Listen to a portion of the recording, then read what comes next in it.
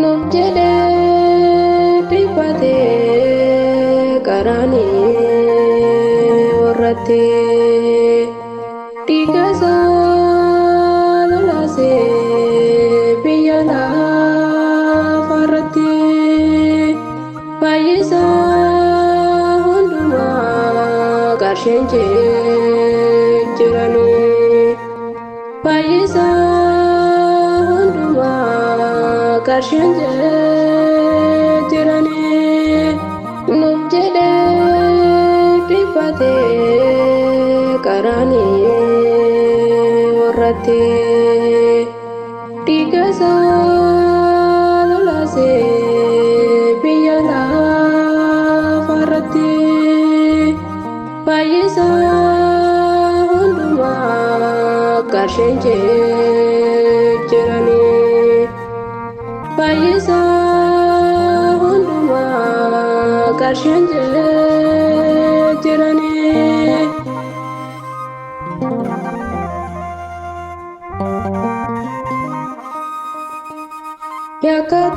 Yakkataa malee qoreen waraananii uffata rabaasuun adda hiratanii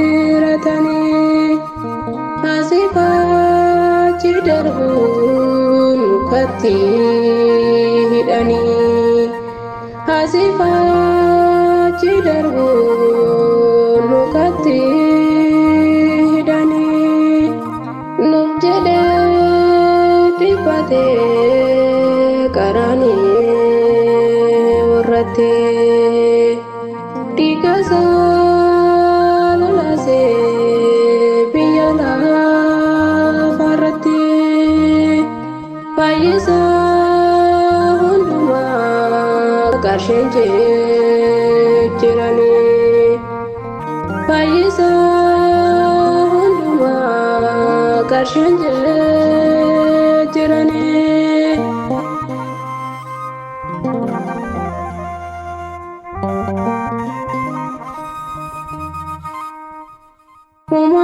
Uumasaa lafaa irratti qoosanii yakka tokko malee isa fannisanii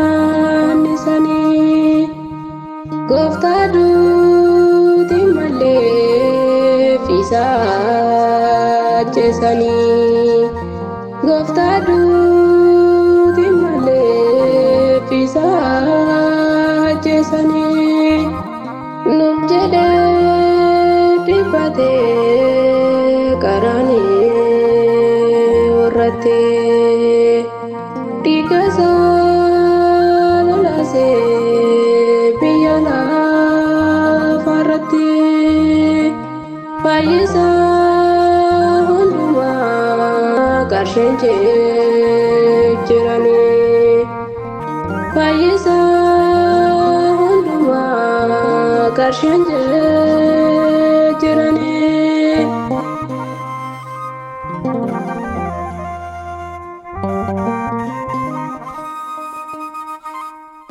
Gochisaanii kuni nama jeebbisiisa kormaanni isaa kuni baay'ee nu hoosisa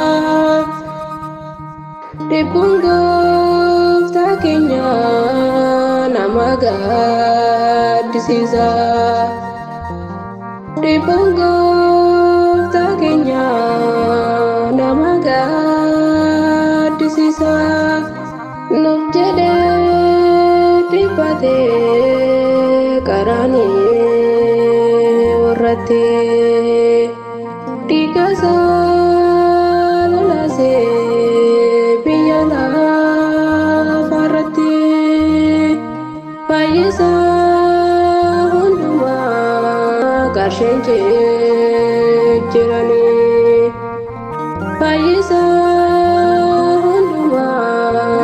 qarshiin jiranii.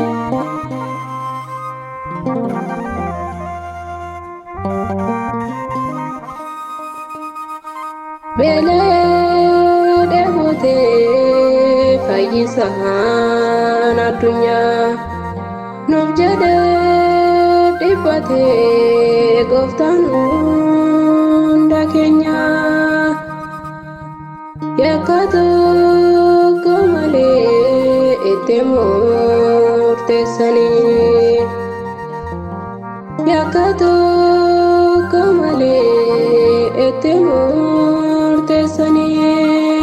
Nuuf jedhee dhiphatee qaraanii warrattee dhiiga isaa lolaasee biyya lafarratti fayyisaa hundumaa qarshiin jiranii.